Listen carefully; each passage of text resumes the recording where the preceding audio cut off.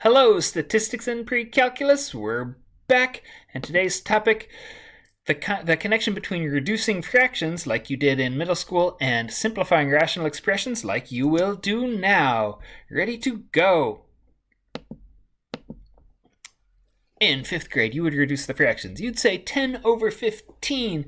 10 is the same as 2 times 5, and 15 is the same as 3 times 5. And because you have a common factor of 5 in both parts, that's equivalent to 1, and we have the same as 2/3.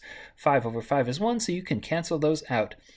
105 over 63, you're like, oh, this stinks. But you remember some of your divisibility rules, and you're like, those aren't divisible by 2 because they're not even numbers, but they are divisible by 3 because they all add up to 3. 105 adds up to 6. That's a multiple of 3. 6, 3 adds up to 9. So this is 3 by, what's left? 3 by 35. This is 3 by 21. We can take it a little further. So cancel out the 3's, and we have 35 over 21. We could take it further now. This is 5 by 7. This is 3 by 7. Hey, there's a common factor of 7. We've got 5 over 3. There you go. Good. Like always, once we hit rational expressions, it's a titch more complicated because you do have to be extra careful about your restrictions. Has to be the first thing you do because you won't see them after you do simplifying. In this case, my denominator is x minus 1 times x plus 7, which means x cannot be 1 and x cannot be negative 7. Those are restrictions on the whole thing. But now we can simplify. There's a factor of x minus 1 in both the numerator and the denominator, so this is equal to x plus 3 over x plus 7. You notice that the restriction on x not being negative 7 is still obvious, but the restriction on x equals 1 is not there any longer. It's important. That's why it was important that we wrote it down at the beginning. Good. Likewise, this one. Start by factoring. Let's see, I've got an x minus 5 and an x minus 3 here, looking for things that multiplied to 15 and added to 8, and in the denominator it's a difference of squares, so x minus 5 and x plus 5. Restrictions. X cannot be 5, x cannot be negative 5.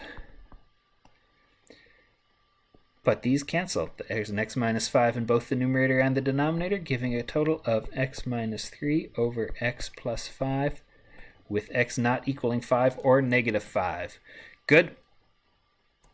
Couple more for practice. Slightly different situations. There's a common factor here. This is 5 times x minus 6. The denominator, I'm looking for things that multiply to 66, negative 66, and add to 5. 66 and 1, obviously not. 22 and 3, probably not. But 11 and 6 looks promising. 11 and 6 would give you 5, so this is an x plus 11 and x minus 6. Restrictions. X is not 11, negative 11, and x is not 6. The x minus 6's will cancel. 5 over x plus 11 is your final answer with these restrictions. Likewise here, again, common factors. The numerator is going to be x. What multiplies to 21? That would be 3 and 7, and that would indeed x minus 7 times x minus 3. That works very nicely. The denominator is 8 times x minus 3. You have a common factor there again. 8 times x minus 3. The x minus 3's cancel, but before we do that, x cannot be 3. And so we have x minus 7 over 8, which would normally have no restrictions at all, but because of the original, we have x is not equaling 3. Good. Just a quick look at what happens when you try to do one of these on the calculator. We're going to look at the x plus 3, x minus 1 over x minus 1, x plus 7 version.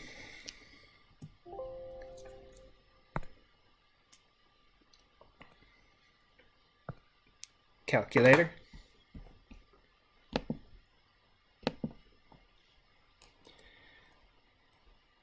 As a fraction. X minus 1, x plus 3. over x plus 7 times x minus 1.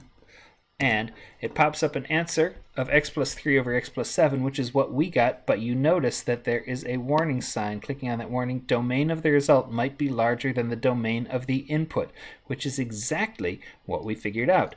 We figured out the domain of this is that x cannot be negative 7.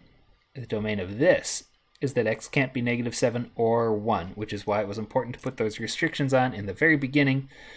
But I'm confident you will be doing that from now on. Life is good. Take care and see you next time.